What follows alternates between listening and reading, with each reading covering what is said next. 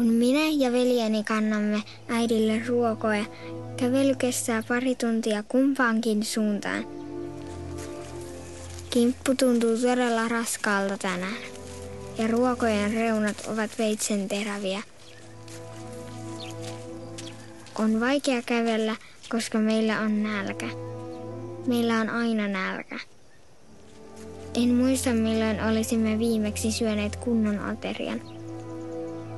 Olen Martha ja olen 9-vuotias.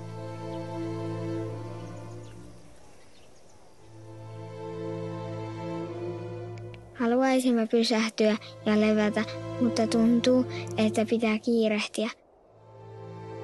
Äiti tarvitsee näitä ruokoja maton punomiseen ja on vielä pitkä matka kotiin.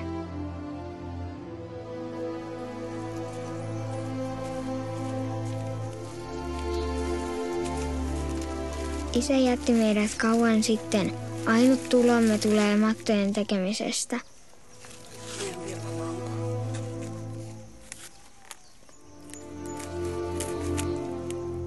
Äidiltä kestää monta päivää tehdä yksi matto, mutta sen myynnistä ei saa kuitenkaan paljon rahaa.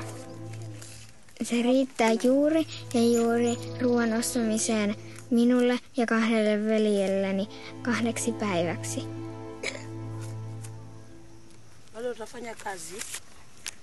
Kun kysyin äidiltä, saisinko uusia vaatteita, hyvät kengät tai koulupuvun, hän sanoo, ettei meillä ole sellaisen varaa. Minä ja veljeni haluaisimme mennä kouluun, mutta usein jäämme kotiin, kun meillä ei ole varaa kaikkiin koulumaksuihin. Joskus emme mene siksi, että olemme liian nälkäisiä tai sairaita. Joskus olen sairas ja vatsaani koskee, enkä halua muuta kuin nukkua. Äiti on huolissaan minusta. Hän tietää, että nukun liikaa, mutta hän ei voi auttaa. Tarvitsen lisää ruokaa. Minäkin olen huolissani äidistä. En haluaisi, että hän on koko ajan surullinen. Äiti sanoo, että kylässämme on vaikeaa ansaita rahaa. Jonain päivänä meillä on ruokana vain mustaa teetä.